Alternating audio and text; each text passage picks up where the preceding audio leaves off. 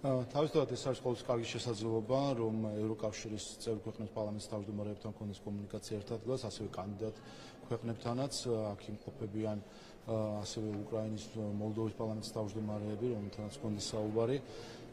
გვაქვს შესაძლებლობა, რომ განსაკუთრებით ევროკავშირის წევრი ქვეყნების პარლამენტის თავმჯდომარეებს თან გვესაუბრა საქართველოს ევროკავშირის ურთიერთობის ჩვენეულ ხედვაზე, იმაზე თუ რას ვხედავთ ჩვენ გამოწვევებს.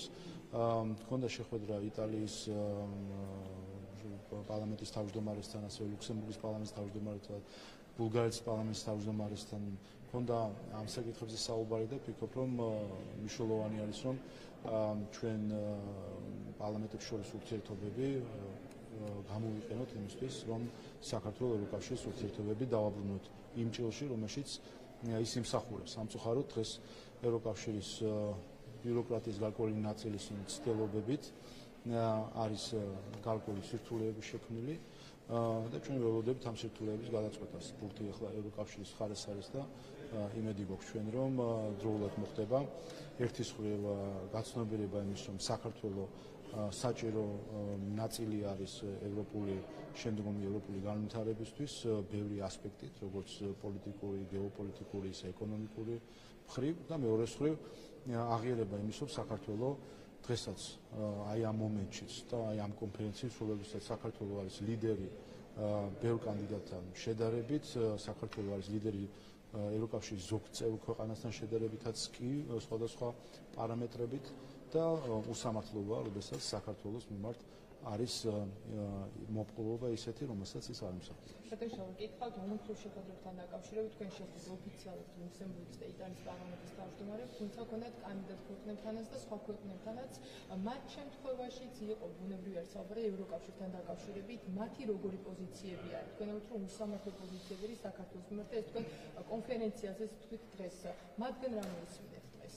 Კონდა საუბარი კოლეგებთან, მათ შორის მოლდოვის პარლამენტის თავმჯდომარესთან, თქვენც რომ მოლდოვას და უკრაინასთან დაკავშირებით უკვე 1 წელია მეტიც იქნა მიღებული გადაწყვეტილება მოლაპარაკების გახსნის თაობაზე, თუმცა მოლაპარაკები დღემდე გახსნილი არ არის და მქონდა ამაზე საუბარი, რა ეტაპზე არიან, როგორ უყურებენ ამ პროცესს, პერსპექტივას. Რა თქმა უნდა, ყველას აქვს ეს სურვილი, რომ მოხდეს სწრაფად გარკვეული გადაწყვეტილების მიღება, თუმცა ხედავთ, რომ შიდა ევროკავშირული თუ ბიუროკრატიული გამოწვევების გამო სხვადასხვა გადაწყვეტილების მიღება არ ხდება. ასე რომ თუნდაც მოლდოვას და უკრაინასთან დაკავშირებით 1 წელზე მეტია მიღებული ერთის მხრივ თითქოს გადაწყვეტილება მოლაპარაკების გახსნაზე, მეორე მხრივ ეს რეალურად მოლაპარაკები ჯერ გახსნილი არ არის. ასე რომ ამ გამოცდილების გაზიარებაც ჩვენთვის მნიშვნელოვანი იყო. ჩვენ სწორედ ამაზე ვსაუბრობთ, როცა მოლაპარაკების გახსნასთან დაკავშირებით ჩვენი პოზიცია დავაფიქსირებთ, რომ არ შეიძლება ეს საკითხი იქნას გამოყენებული პოლიტიკურ ინსტრუმენტად და ეს ხდებოდა საქართველოს მიმართ, რაც არასწორია,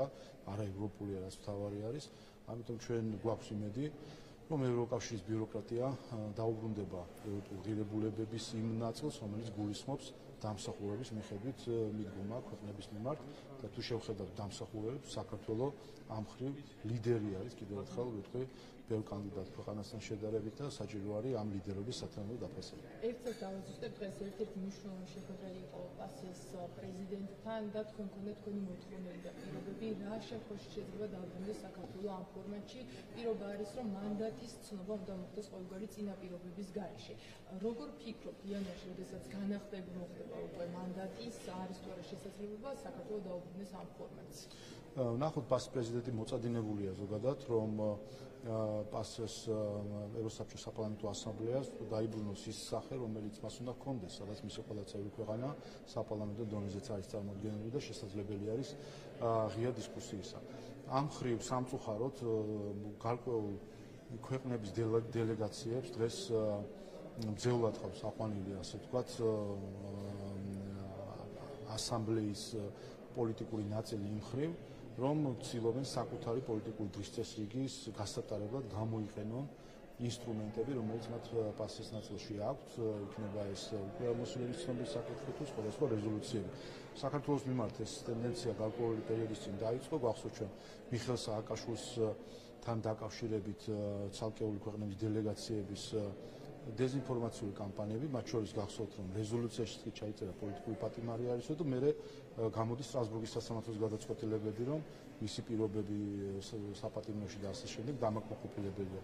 ასე რომ, როდესაც პასეს რეზოლუციები არათუ ჩვენი ხალხის ნებას ეწინააღმდეგება, სტრასბურგის სასამართლოს გადაწყვეტილებებს ეწინააღმდეგება, ალბათ დრო არის, რომ დაფიქრდნენ პასეს წევრი დეპუტატები და დელეგაციები, რომ რაღაც არასწორი არის მათ ხარეს. ასე რომ ჩვენი დამოკიდებულება არის მარტივი, ხალხის ნების შეცვლა შეუძლებელი არის და შეცვლა ეწინააღმდეგება დემოკრატიის არსს, ამიტომ ჩვენი მოლოდინი არისო პასე დაუბრუნდება იმ ძირეულ ღირებულებებს, რასაც ქვია ხალხის არჩევანის პატივისცემა. ბატონო შალვა, დღეს კონფერენციის ფარგლებში არაერთი პოლიტიკური გზავნილი მოვისმინეთ, მათ შორის იყო ვიქტორ ორბანის სიტყვით გამოსვლა, რომელმაც მსოფლიოში არსებულ პოლიტიკურ ველზე ისაუბრა და თქვა, რომ ახლა ხდება რეორგანიზაცია. ამ კუთხით ისაუბრა იმაზე, რომ ევროკავშირი არ არის მზად შეხვდეს ცვლილებას. თქვენ როგორ შეაფასებთ მის გამოსვლას ამ მიმართულებით? რა თქმა უნდა, ჩვენი დაკვირვებაც არის გარკვეულწილად ასეთი, ჩვენ ხედავთ ამ შემთხვევაში საქართველოსთან მიმართებით, ხედავთ სამწუხაროდ, რომ ევროკავშირის სხვა ქვეყნებში ლიდერების არაკვალიფიციურობა ბევრ რამეს ნეგატიურ კალაპოტში აქცევს. საქართველო არის კარგი ტესტი ყველასთვის, ბევრისთვის არის ტესტი. როდესაც ხედავთ თავქარიან დამოკიდებულებას საქართველოს მიმართ, ხედავთ უხეშ ჩარევას საქართველოს შიდა პოლიტიკაში, ხედავთ პოსტსაბჭოთა ქვეყნებს, ევროკავშირის წევრებს, დღეს ევროკავშირის წევრებს, ყოფილი პოსტსაბჭოთა რესპუბლიკებს, რომლებიც საბჭოური მეთოდებით უდგებიან საქართველოს. ასე რომ მნიშვნელოვანი არის, რომ ევროკავშირი ამ მხრივ გამოფხიზდეს და დაუბრუნდეს თავის საწყის ღირებულებებს, რომელიც უპირველეს ყოვლისა გულისხმობს საკუთარი ხალხის პატივისცემას და ხალხის არჩევანის პატივისცემას, შემდეგ გულისხმობს ქვეყნების ერთობას, რომელიც ამავე დროს მრავალფეროვნების შენარჩუნებით უნდა ხდებოდეს და არა ერთი ქვეყანა მეორე ქვეყანას თავს ახვევდეს საკუთარ წარმოდგენას კულტურულ იდენტობაზე თუ საკუთარ წარმოდგენას ამა თუ იმ იდეოლოგიაზე. დღეს არის ყალბი იდეოლოგიების მსხვერპლის პერიოდი, რაც განსაკუთრებით ამერიკაში დონალდ ტრამპის გამარჯვებამ მოიტანა, ვინაიდან ის, რასაც ჩვენ საუბრობდით, ზოგიერთ მათ შორის უნგრეთის ხელისუფლება ან სხვა ხელისუფლებები საუბრობდნენ, ამას ასე ვთქვათ, ქედმაღულად უყურებდა ზოგიერთი ევროპული დედაქალაქიდან, ტრამპს ახლა ასე ქედმაღულად ვერ უყურებენ, აქედან გამომდინარე, ხედავთ, რომ ამ მხრივ ყალბი იდეოლოგიების გრევის პერიოდია და მნიშვნელოვანი არის, რომ ყველამ გააცნობიეროს ეს პროცესი. მაგრამ დუმილია, რასაც ხედავთ, რომ აი დღეს ვიქტორ ორბანს ხონა რამდენიმე გზავნილი, რომ რეორგანიზაცია რაც მიმდინარეობს სოფლიოში, ამ ყველაფერს ევროპა შეხვდა მომზადებელი. და საჭიროა ახალი სტრატეგია და ძლიერი ლიდერები. პირდაპირ ხამანა ამ მაგალითად მეცოლას უნდა გამოსვლა და იყოს სრულიად დიპლომატიურ თვალს, როგორ თქვა, არ ქონდა მას არც პრობლემებზე საუბარ და შეიძლება. ბიუროკრატია თითქოს დუმს და საუბრობენ გარკვეული ადამიანები იმ პრობლემებზე, რაც არის.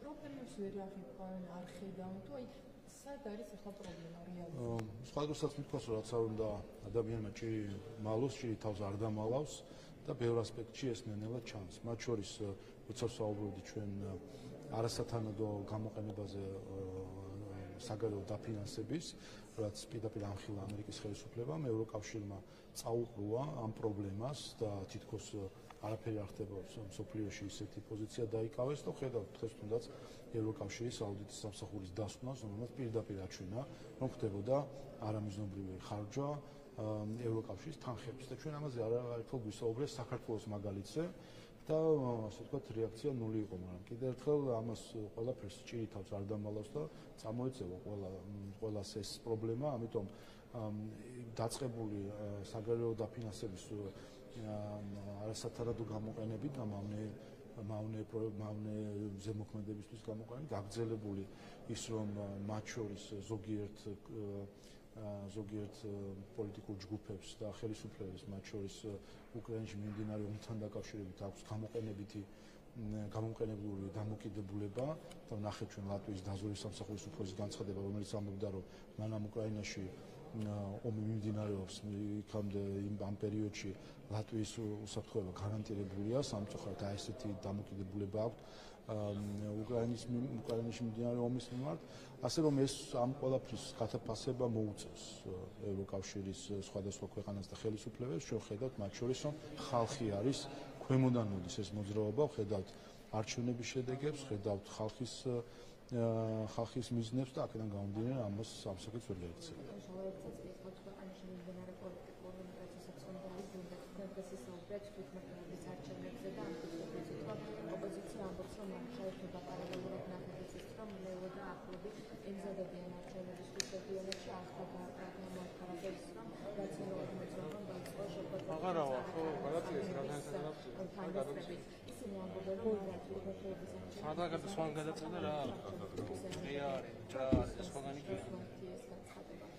ნუ უკვე შეუძლებელია სიმართლე გითხრათ, მართლა ეს გითხრათ, ცინიზმი საკუთარი ამორჩევლის მიმართ ასე შეიძლება შეფასდეს, იმდენად არაფასებენ საქართველოს მოქალაქეებს, რომელიც მათი ამორჩევლები იყვნენ წინ არჩევნებში შეიძლება, რომ ასე ვთქვათ, შეუძლიათ პირდაპირ თვალში ნაცარი აყარონ. კიდევ ერთხელ წელს შემოდგომაზე იქნება ადგილობრივი თვითმმართველობის არჩევნები.